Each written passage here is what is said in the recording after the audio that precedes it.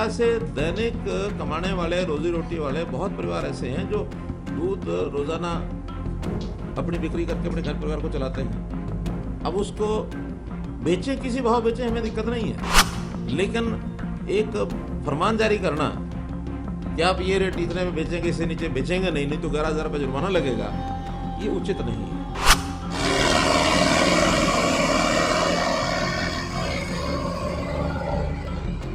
हरियाणा के किसानों, जरा गौर से सुन लीजिए। आपके दूध की कीमत 100 रुपए लीटर हो या 200 रुपए, इससे सरकार को कोई दिक्कत नहीं है। लेकिन अगर कोई नेता किसानों को 100 रुपए लीटर से कम दूध न बेचने का फरमान जारी करेगा तो सरकार उस फरमान की मुखालफत करेगी, और वो भी डटकर। प्रकार से दैनिक कमाने वाले, रोजी रोटी वाले बहुत परिवार ऐसे हैं जो दूध रोजाना अपनी बिक्री करके अपने घर परिवार को चलाते हैं। अब उसको बेचें, किसी भाव बेचें, हमें दिक्कत नहीं है भाई। आखिर हर किसी को अपना रेट रखने का अधिकार है। 100 रुपया हो, चाहे 200 रुपया हो, चाहे 50 रुपया हो, ये तो डिमांड एंड सप्लाई है। बिकेगा तो बहुत महंगा, पहले भी बिका है। सब्जियां हैं, किसान बोता है, वो भी बहुत महंगी बिकती रही हैं। कभी सस्ती होती हैं, जब अबंडेंस हो जाती है चीज़ों की तो बहुत सस्ती भी हो जाती हैं। तो पेरिशेबल आइटम्स हैं, इसका कोई फिक्स रेट होता नहीं है। लेकिन एक फरमान जारी करना कि आप ये रेट इतने में बेचेंगे, इससे नीचे बेचेंगे नहीं तो 11,000 रुपये जुर्माना लगेगा, ये उचित नहीं है। कृषि कानूनों के खिलाफ किसानों का आंदोलन हो या सरकार के विरोध में फसल नष्ट करने और दूध का रेट बढ़ाने का हो, मुख्यमंत्री मनोहर लाल खट्टर ने आज एक एक करके सभी मुद्दों पर बेबाकी से अपनी राय रखी। जी हां, चंडीगढ़ में प्रेस कॉन्फ्रेंस को संबोधित करते हुए सीएम खट्टर ने किसानों के आंदोलन पर सवाल उठाए और कहा कि 26 जनवरी की घटना ने पूरी दुनिया में किसानों को बदनाम कर दिया है। सीएम ने कहा कि सड़क के ऊपर धरना देना उचित नहीं है, ये आम जनता के अधिकारों का हनन है। इतना ही नहीं, सीएम ने किसानों द्वारा फसल नष्ट किए जाने और दूध के रेट पर फरमान जारी करने के फैसले को भी सिरे से खारिज कर दिया। हम देख रहे हैं कि किसान के नाम से ये जो आंदोलन चल रहा है, मैं शब्द प्रयोग कर रहा हूँ किसान के नाम से, क्योंकि सभी किसान इससे सहमत नहीं हैं, लेकिन जितने कर रहे हैं वो भी एक साइजेबल नंबर होने के नाते से एक उन्होंने जो माहौल बनाया हुआ है, उस माहौल में हम चाहते हैं कि धैर्य से इन चीज़ों को उनको समझाकर, बताकर, बिना किसी फोर्स का उपयोग किए हुए और मामला ठीक हो जाए।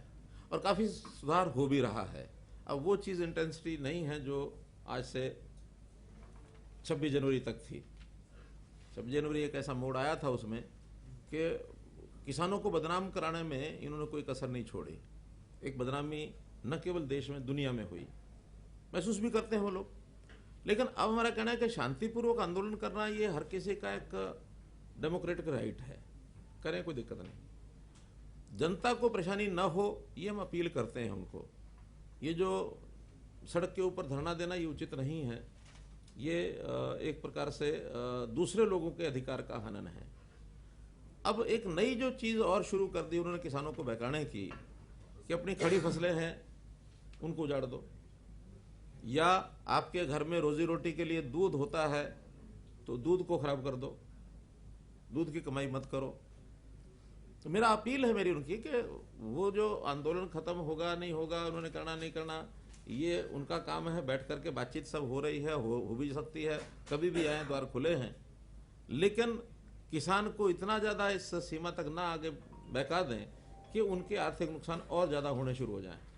आखिर एक फसल बुआई होती है, उस फसल की उपज होगी तो किसान का भी लाभ है, कंज्यूमर को भी खाने को मिलेगा, और ख़राब होती है तो कुछ भी नहीं होगा।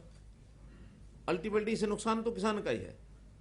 कोई एक एरिया में इस प्रकार से कुछ होने के कारण से कंज्यूमर को गेहूँ नहीं मिलेगा या बाकी चीज़ें नहीं मिलेगा, ऐसा तो नहीं है। लेकिन जितने लोगों का नुकसान हुआ उनका तो बहुत बड़ा नुकसान हो गया।